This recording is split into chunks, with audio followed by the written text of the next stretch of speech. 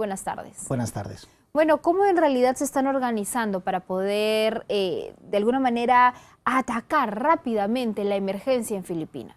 Bueno, la verdad es que en este tipo de eventos tan masivos, la ayuda primaria comienza directamente en el terreno.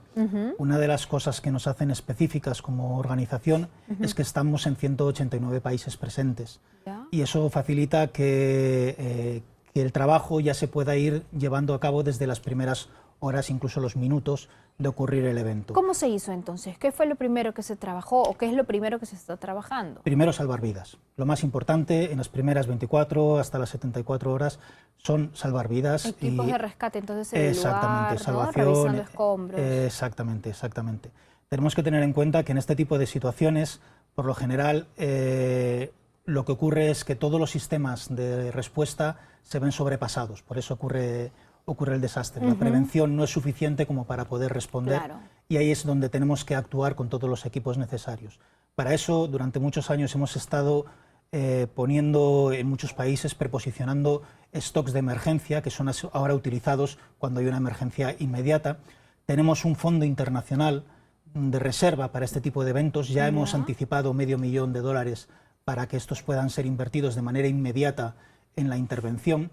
Asimismo, hay que pensar que nos estamos encontrando con una dificultad añadida. Ha sido un año muy duro para Filipinas. Ha sido un año en el que este no ha sido el primer desastre. Ha habido hace 3 semanas un terremoto de 7.2, teníamos más de 300.000 evacuados ya directamente en la zona que ha sido afectada, es decir, que es un desastre sobre un desastre. Sobre un desastre. Exactamente. O sea, terrible, multiplicada entonces la crisis en este momento. ¿Cómo es que estaba Filipinas, ¿no? Si estamos hablando de un desastre anterior donde no todavía habían terminado de sobreponerse, ¿cómo estaba y cómo ha quedado? Estaba, por ejemplo, como lo podemos ver aquí en nuestro país, porque es un país tan lejos, tan distante a nosotros de otra realidad, que me gustaría que los televidentes como que imaginasen un poco en qué situación estaban y cómo han quedado ahora. Yo creo que la mejor forma de poderlo visionar es recordar lo que ocurrió con el tsunami, por ejemplo.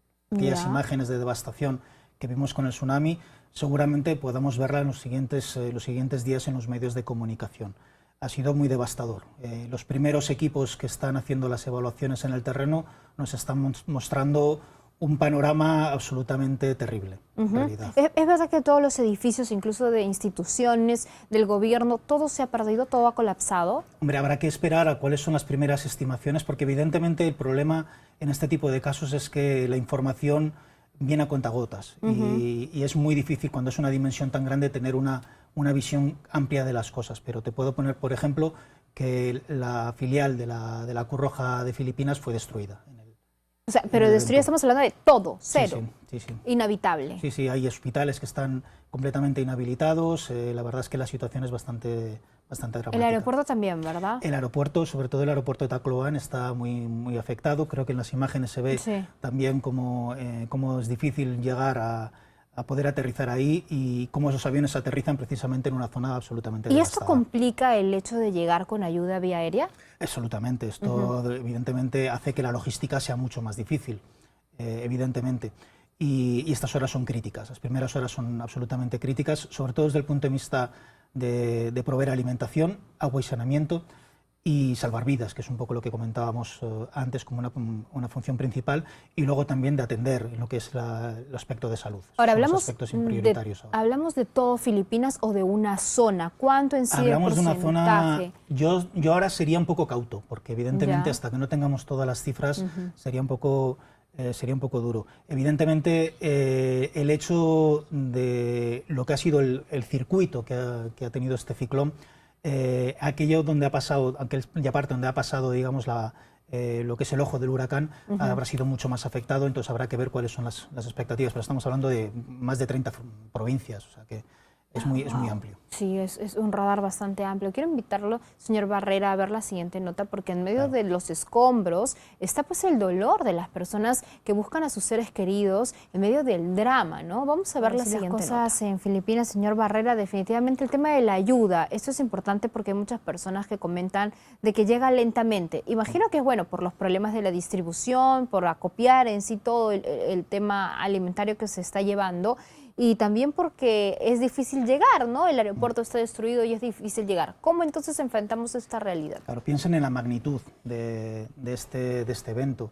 En realidad hay una superación de todos los medios físicos de preparación y esto hace que incluso la respuesta se vea superada por lo que es la magnitud del evento. Pero es que además es lo que comentábamos antes, que se están recuperando de otro evento ya, que ha sido hace 3 semanas recientemente.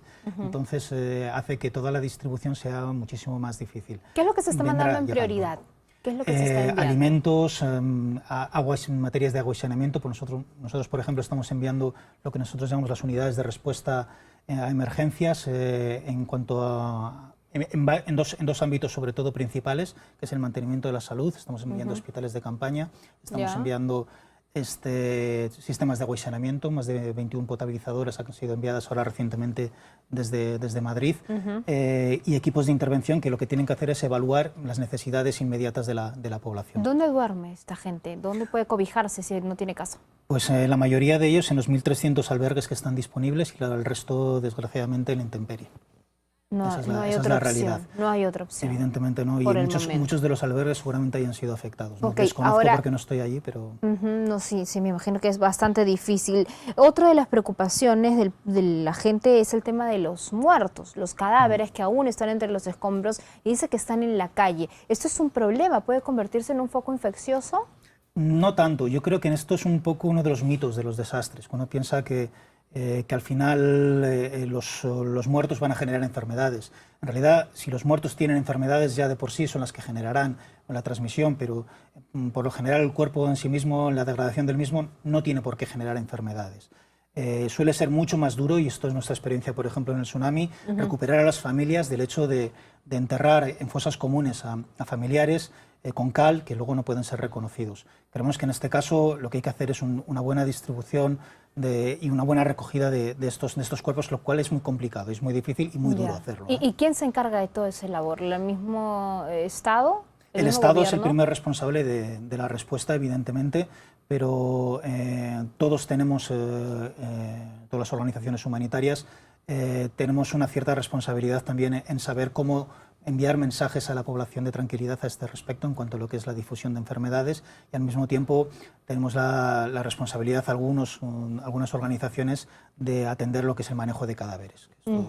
Esto está dentro de los protocolos. También dentro de los protocolos. Ok, ahora hay, según informaciones periodísticas, alrededor de 6.000 niños que han quedado huérfanos. Entonces, ¿qué se hace en estos casos? ¿Cómo se atiende a estos pequeños que han perdido a sus padres en medio de la tragedia? Muy bien, es una muy buena pregunta y yo creo que seguramente sean más el número finalmente.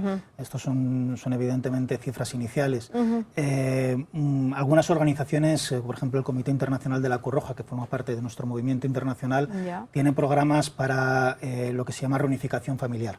Se trata de buscar a los familiares y los parientes más cercanos, que son la primera línea. Es decir, que sean huérfanos no significa que no tengan familiares ni parientes, se trata de buscar a esos familiares y parientes que hayan sobrevivido y que se encuentren disponibles o que se puedan encontrar, ¿no? Pero evidentemente lo que no se pueden hacer es... ¿Llevarlos a albergues? ¿Momentáneamente? Sí. Sí, momentáneamente sí. Y sobre todo lo que hay que hacer es preservar su vida y darles una atención psicológica pertinente. Bien, ahora le estaba leyendo aquí algunas informaciones y lo que preocupa es que no todo el mundo se ve pues satisfecho o favorecido con la ayuda que va llegando. Claro. Y es un tema que lo siento además muy cercano, porque cuando tuvimos el terremoto en Ica, la gente decía lo mismo, o sea, había tantos damnificados y la ayuda, si bien llegaba a un grupo, quizás no ayudaba o no llegaba precisamente también al otro. Claro. ¿Cómo se hace para hacer una repartición de manera equitativa? Bueno, en principio tiene que haber un muy buen diagnóstico. Los diagnósticos en la respuesta son fundamentales para poder también identificar a aquellas familias que más lo necesitan. Evidentemente, un buen diagnóstico garantiza el que se den a las personas adecuadas. Pero luego también, en ese sentido, la preparación es fundamental. Prepararnos para lo que va a venir es algo fundamental. Solemos trabajar mucho más en la respuesta que en la prevención. Fíjense, si estamos interviniendo en preparativos, en lo que es el preparativo, seguramente ahorraríamos $9 de cada dólar que estemos invirtiendo en la respuesta. Y sin embargo, seguimos gastando billones y billones de dólares en responder, en lugar de prepararnos para lo que pueda venir y tener una mejor respuesta. Yo creo que en este sentido, este tipo de eventos nos recuerdan la necesidad de estar bien preparados, de tener mecanismos de respuesta que nos permitan llegar cuanto antes mejor. Hemos mejorado mucho la respuesta, pero todavía nos queda. De trabajar mucho en la prevención. Mire, justo aquí en un cable dice, la logística para repartir la ayuda a los sobrevivientes del tifón es la pesadilla en este momento. Exacto. Porque quizá el gobierno de Filipinas no estaba del todo preparado para poder atender una emergencia como la que tiene ahora, ¿no? Filipinas en realidad es un país de escasos recursos que ahora tendrá que empezar de cero, ¿cree usted, señor Barrera? Hombre, empezar de cero no, porque sí que es verdad que durante muchos años se ha invertido bastante en prevención. Lo que pasa es que la dimensión de este evento ha sido absolutamente inmenso, sobre todo teniendo en cuenta lo que hablábamos antes, ¿no? Del hecho que se ha magnificado por ya un evento anterior, ¿no?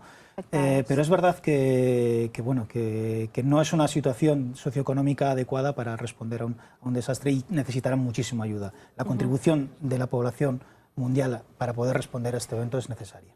Bien, señor Íñigo Barrera, muchísimas gracias por haber estado conversando con nosotros de este tema y esperemos entonces que las coordinaciones de instituciones internacionales como la Cruz Roja puedan de alguna manera, ¿no?, apoyar en el trabajo y se pueda solucionar rápidamente para que esta gente esté mucho más tranquila en medio de lo que está pasando. Muchas gracias por su invitación. Gracias por haber estado aquí con nosotros. Vamos ahora con